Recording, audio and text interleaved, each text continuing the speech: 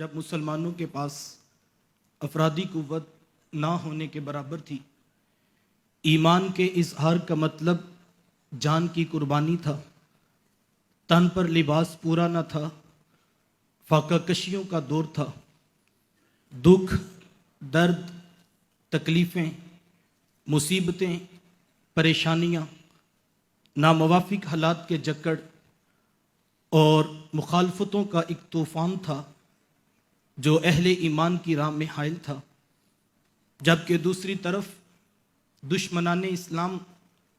تمام شعبہ زندگی پر غالب تھے۔ تجارت ان کی تھی، سیاست ان کی تھی، کاروبار ان کا تھا تو ریاست ان کی تھی۔ یہ سب کچھ تو ایک طرف مرکز توحید کعبۃ اللہ پر قبضہ ان کا تھا، لیکن ہم دیکھتے ہیں کہ ان سخت حالات میں جب اللہ تعالیٰ نے کفار کے سامنے بے سر و سما، بے بس و مجبور، مادی پستی و ذبو حالی کے شکار قافلے کو کھڑا کرنا چاہا، مرکز توحید کعبۃ اللہ کو بتوں سے پاک کروانا چاہا، تو ایک بار بھی یہ نہیں کہا گیا کہ کاروبار مضبوط کر لو، تجارت و سیاست پر توجہ دو، دولت کے انبار لگا لو، تجارتی شاہراہوں پر قبضہ کر لو، ہتھیار اکٹھے کر لو، طاقت جمع کر لو، سفارتی تعلقات مضبوط کر لو، یا قبیلے کے سرداروں سے بنا کر رکھو۔ ایک بار بھی یہ نہیں کہا گیا، بلکہ اس کے برعکس ہمیں اسلوب نزول قرآن یہ بتاتا ہے کہ غار ہیرا کی خلوتیں ہوں یا کہ عکاس کا خطبہ، ذوالمجار کی تبلیغ ہو یا بازار طائف میں پیغمبر کی پرسوز آواز، دن ہو یا کہ رات، دھوپ ہو یا بارش، بات ایک تھی، مواد ایک تھا، نصاب ایک تھا، پیغام ایک تھا۔ اتل ما اوحی الیک من الکتاب، قرآن پڑھو، قرآن پڑھو، پھر قرآن پڑھو، وہ پڑھو جو تمہارے رب نے نازل کیا، وہ پڑھو جو تمہارے رسول کے سینہ نور پہ اترا۔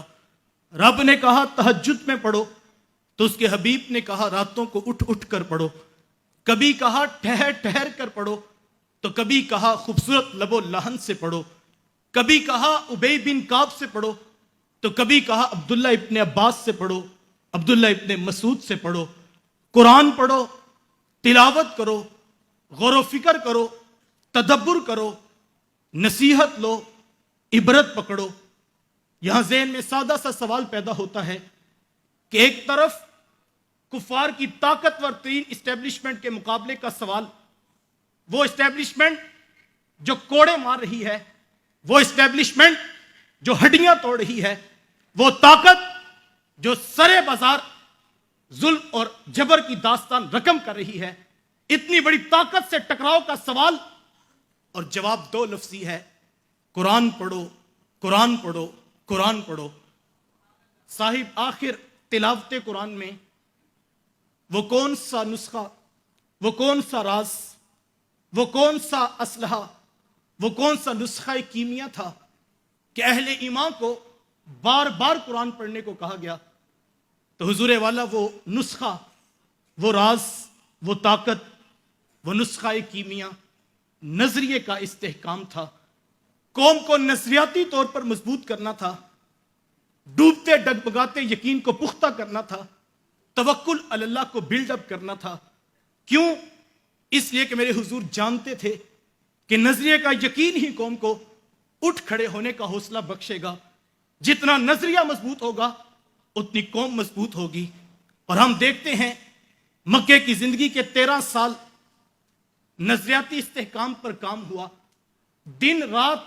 نظریے سے قوم کو جوڑا گیا، لوگوں کے یقین کو پختہ کیا گیا۔ مکے کی زندگی کی جتنی قربانیاں ہیں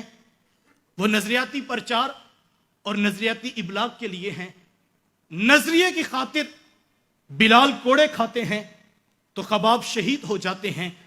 نظریے کی خاطر حبیب بن زید کی بوٹی بوٹی نوچ لی جاتی ہے، اسی نظریے کی خاطر آل یاسر کے خون سے مکے کی سرزمین لالہ زار بنتی ہے۔ لیکن ہم دیکھتے ہیں کہ صدائے حق ہے کہ گونجتی ہی جا رہی ہے. کوچہ و بازار، کوہ و دمن، غار، پتھر، پہاڑ ایک صدا سے گونج رہے تھے، قولوا لا الہ الا اللہ لعلکم تفلحون. تمہاری کامیابی، تمہاری فوز و فلاح، تمہارا عروج، تمہاری بقا، تمہاری بلندیوں کا راز ایک رب کو ماننے میں ہے.